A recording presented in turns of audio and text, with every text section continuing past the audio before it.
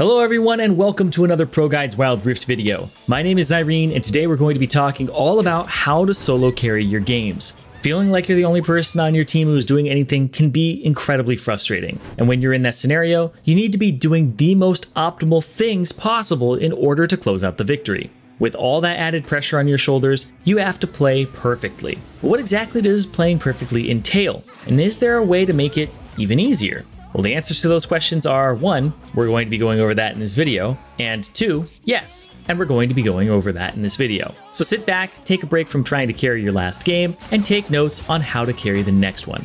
If you don't want to be the only person trying to carry your game though, you can hop on over to our Discord channel, which is linked in the description below, and find yourself a buddy who wants to win just as badly as you do. And don't forget to subscribe to our YouTube channel while you're at it, so you get more guides just like this one, to help you with the new ranked season. And since we're talking about solo carrying today, I want to know for our question of the day, who is your favorite champion to play ranked with? And why is it that champion in particular? I really enjoy playing Jarvan IV because my teammates definitely know when I'm going in, and there always seems to be a little less hesitation from my boys when I engage with him. Let me know your answers in the comments below, and now let's talk about how to solo carry. In this video, I'm going to divide it into 3 main parts. First, defining the solo carry style. Not all solo carries are the same, and that's why you'll see people climb the ladder with different styles. Sure, there are some that are obviously better for queuing up by yourself, but figuring out the one that works best for you is always going to be the golden ticket. Spoiler alert, solo carrying doesn't always mean you're the one doing the most damage, or really solo carrying. Second, we'll talk about the steps that you need to take to implement your style. And third, we'll look at what it takes to be consistent and things to watch out for when you find yourself solo carrying.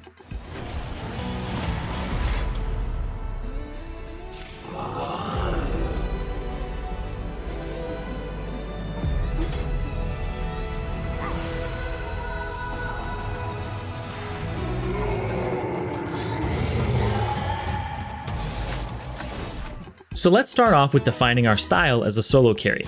Like I mentioned earlier, there are many different ways to carry a game. The dominant solo carry style that you'll see near the top of the ladder is going to be mechanically demanding champions with a high skill ceiling being piloted by the best players, so that the skill expression is being maxed out by them. You'll want to pick a champion that is feast or famine and find yourself feasting more than half of your games. Refining your execution, your mechanics, and your gameplay will always be the #1 way to dominate the ladder. A champion that is capable of doing more than others is always going to feel better to pilot the better you are. But if you need to start off with the training wheels on and just pick a dominant champion in the meta and start being aggressive, then do that to get started.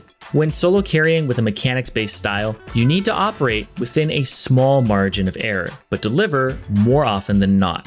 A good way to help you do this is to visualize what winning looks like. Don't mistake your opponents for idiots. They're human beings just like you, and as soon as you underestimate them, you honestly can't solo carry anymore. The reason you can dominate in a 1v1, but not always a 1v5, is because the chance that one person on the enemy team is going to misplay can be pretty high, and especially if you're up against the weak link. But for all 5 members of the enemy team to allow you to slip by into the back line and do exactly what you want to do, fat chance. The best laid plans are the ones that take into consideration what you probably cannot do given a reasonable opponent. You're going to want to divide your enemies up and conquer with this style of play. Opting into teamfights where you have to rely on your team will usually be your downfall. You need to rely on your own strength and single out enemies to create numbers advantages. Create pressure in a side lane and catch people in rotation. Do whatever you need to do to get someone to break off from their main force and try to deal with you.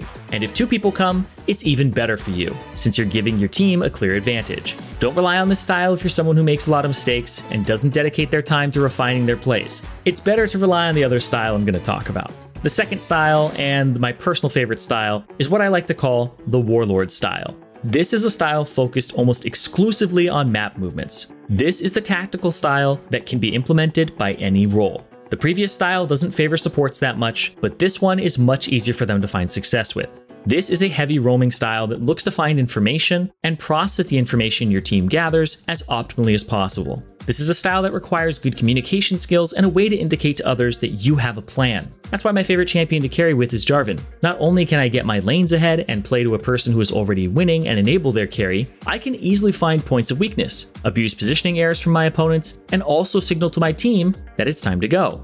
I covered the first style and it was kind of a bait, because this is the true solo carry style. The other one is if you're smurfing, and you're just clearly better than your opponents. This one is a lot more about macro play. This requires you to get good at figuring out when your opponents are doing something wrong. A lot of the errors that your opponents make will be unforced, even things like going around a wall the wrong way, or walking back to lane from the wrong angle, and these are things that you'll be looking for. Think of the game almost purely from a numbers standpoint. If you bring 3 people mid, it's either a 3v1 or a 3v2 in the worst case scenario for your team. And break down plays like that. Try to never make a bad numbers fight, and always look to shuffle around the map and scare your opponents, and take fights when you have a clear numbers advantage. The more frequently you are proactive, the more opportunities you are giving your opponents to mess up. If you sit back and play defensively, then there isn't as much pressure on them to think. Controlling the pace of the game is what you want to be doing here, and it's okay to get it wrong while you focus on refining this style. But not every carry comes from quick fingers. Some come from quick wits and tactics.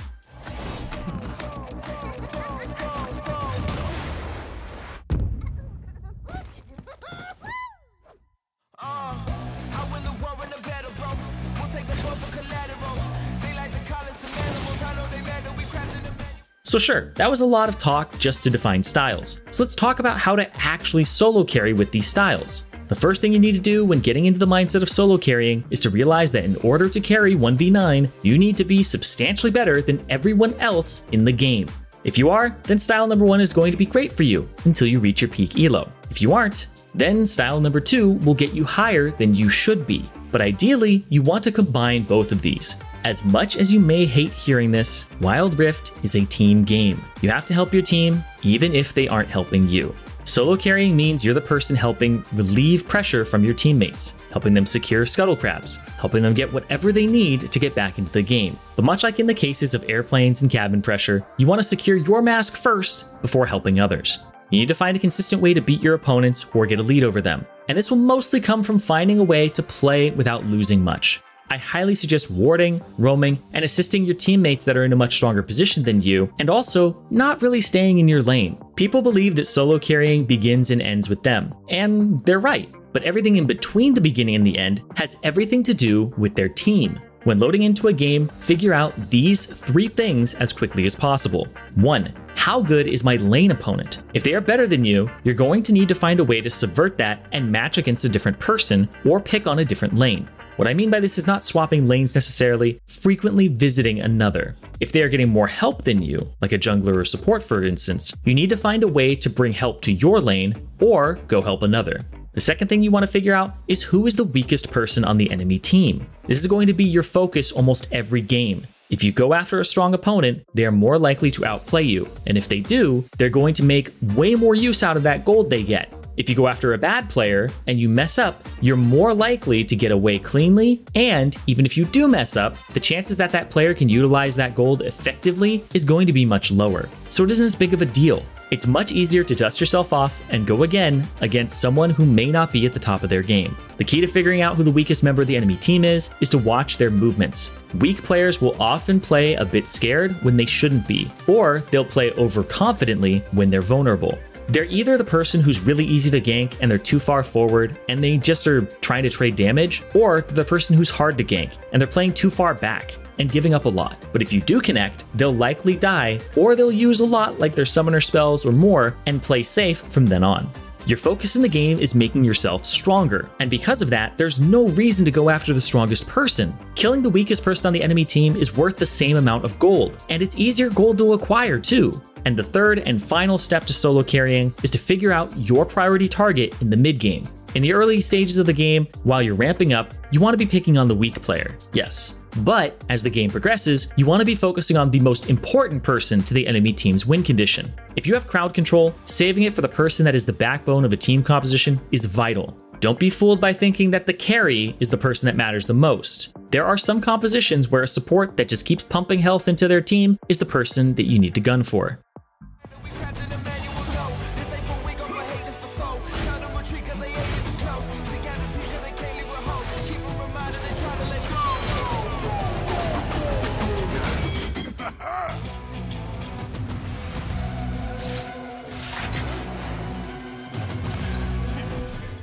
So let's put this all together. First, you want to figure out if you're smurfing. If you're better than your opponents, then play the mechanics game and beat them up. If you're going to play more with your brain and use the map, then figure that out early and focus on assisting your team with information, and then moving to pick on the weak points. There's no point in ramming your head into a brick wall over and over again. It makes no sense. Find the cracks and break the enemy team wide open. Once you've used that to power yourself up, shut down the enemy's strength and dominate the match by playing to your own advantage and disabling the enemies. So how do we become consistent enough to do this every game? Well, this actually isn't that hard to do. You want to, of course, get repetitions in with being proactive and playing in a way that controls the pace of the game. But even more so, you want to be making sure that you're figuring out how to identify the weaknesses and strengths of both the enemy team and your own. Like I said, solo carrying isn't about carrying only by yourself. It's about being the person to take the lead while you figure out how to best enable your own team and shut down the opposing one. So I'll leave you with a few things to work on. You want to get better at counting enemies on the map at all times and predicting their routes. Watch the minimap and take count of the number of people pathing towards you and away from you, and use this to your advantage to when you start fights. Find the windows in which you are stronger than your opponent and put them in a catch-22 situation. For instance, if you are a mid laner and you're stronger than your opponent, if you roam to a side lane before them, they have to either follow you or their dragon laners get killed. Or stay in the lane and try to push and maybe get something on the opposite side of the map. If they follow you and are sloppy about the rotation, you don't even have to go all the way to the dragon lane to make something happen. The mid laner may follow in a panic after clearing the wave and face check you. You want to set up traps when you're ahead and make sure that you're setting the pace of the game. You want to constantly force your gold and your skills to go up against somebody who is not as good or has less gold. If you keep things in a stalemate for longer and longer, your lead matters less and less unless you're growing it. And that is how you really focus on solo carrying. Make sure you're putting the team and how to create advantages at the forefront of your mind. And instead of feeling like you're completely alone, feel like you're trying to get yourself ahead so that you can get others ahead to join you. If you start to dominate a game and you haven't helped out the other players around you, the enemy team can very easily gang up and do exactly what we were telling you to do, and focus on the strong point of the enemy team in the mid game. And I can tell you from experience, it's not very fun being the target of all of the enemy crowd control and then dying, leaving my team with no real carry left standing. Your biggest job when solo carrying in the beginning of the game is to establish a lead, and then in the mid game, help others establish theirs. Being the sole point of failure on a team is not a smart way to play the game. It's just like stocks. Investing everything into one is not the way to go. So remember, when you're carrying, you have to have people in your arms and you're raising them up. So work on yourself, build up that strength, get that back stronger so that you can carry other people and raise them up to join you. I hope you guys enjoyed this overview on solo carrying and think a little bit more about when you're in a situation where it feels like it's all on you. The next steps are to breathe and then figure out who else on your team you can use and how you can get them ahead. Don't forget to answer our question of the day down below in the comments and subscribe so you can get notified when we post a new video. With that being said, I hope you guys stay safe, have fun, and I'll see you next time.